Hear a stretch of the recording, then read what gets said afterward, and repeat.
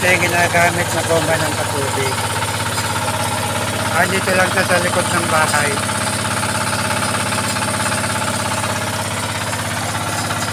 So ito yung agos ko sa may sakingan. Papunta sa mga ibang gulay.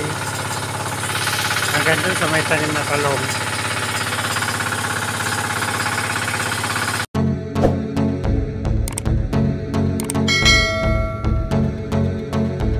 Welcome to my vlog. Dito tayo sa likod ng bahay. Update natin ang tanim na gulay. Kung ito ba ay nabuhay. Inakyat yata ng pusa yung saging kaya nabuwal.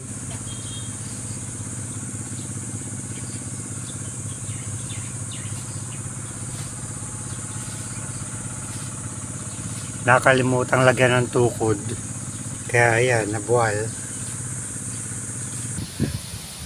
Ganito ang eksena dito sa likod ng bahay.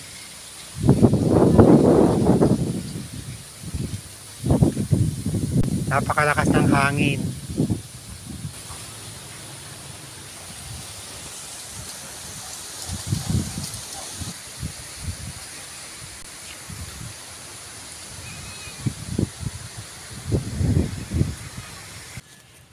Nagdadamo ng talong si Don Paquito. Parang tuyo na yung lupa pero yung pinakapuno ng talong sa ilalim ng lupa basa pa. Sa sobrang init lang natutuyo yung pinakaibabaw ng lupa. Dinadamuhan namin para mabawasan ng damo dito sa mga puno ng talong. Dito lang naman bubunutan ng damo yung mga nasa pinakabilog ng puno.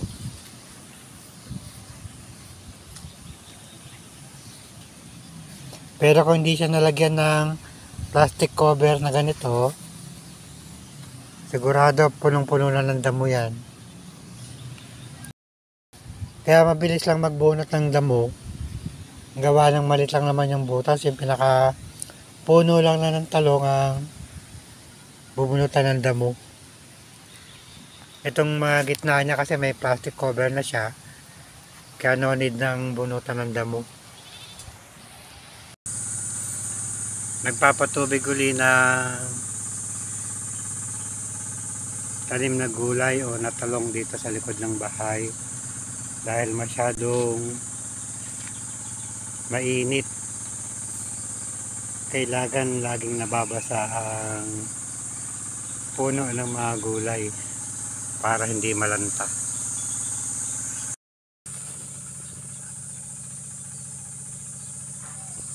After almost 2 weeks,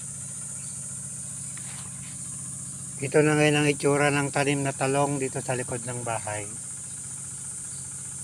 Kasalukuyan kami nagpapatubig.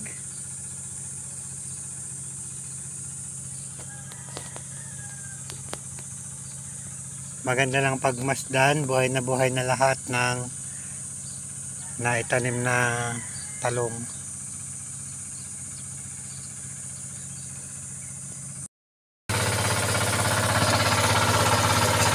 Ito yung ginagamit na bomba ng patubig.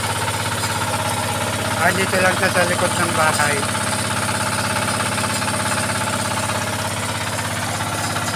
So ito yung agos ko sa may sakingan.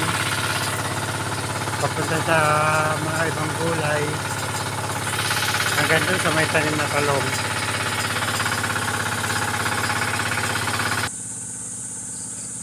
Malakas naman ang agos ng tubig gamit ang bomba.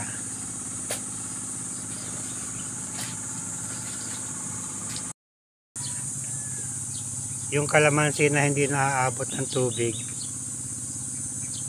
mano-mano na lang ang pagdilig para dire-diretso rin ang kanilang pamumunga.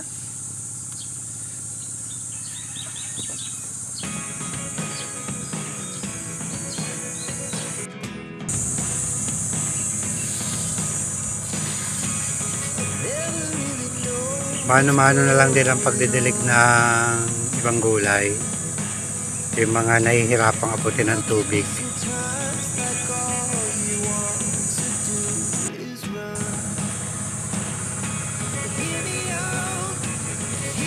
So doon Pakito, mano-manong nagdidilig ng puno ng saging.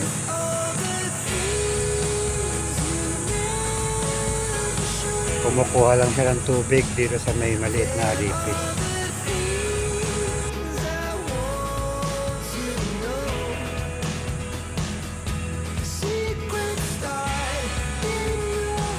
Napitas na yung mga ibang bunga ng putola na iulam na. Meron na namang mga kasunod na maliliit.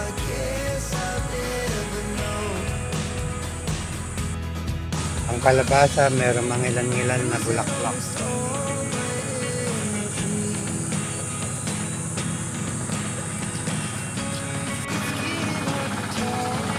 Marami rin bunga mga sili, halos silog na lahat.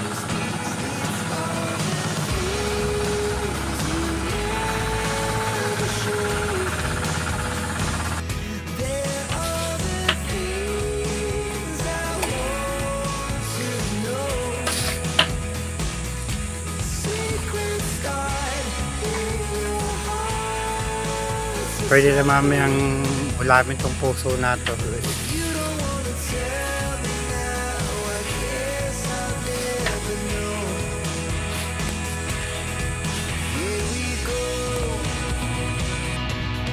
Madami na namang bunga itong lumang tanong.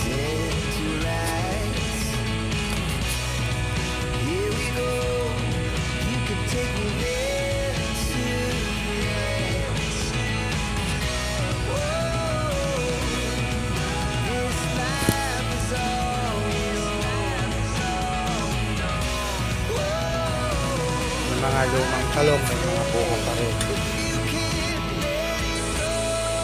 Natapos nang magpatubig sa gawin nato,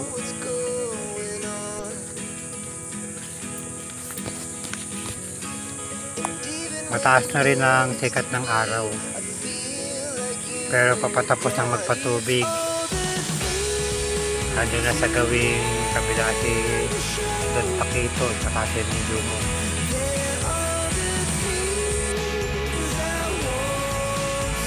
Ito muna ang update natin, o unang update sa tanim na talong dito sa likod ng bahay.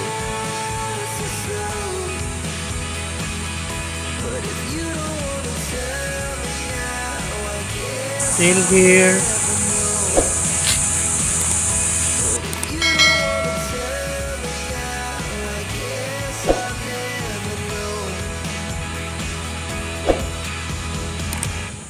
Thanks for watching.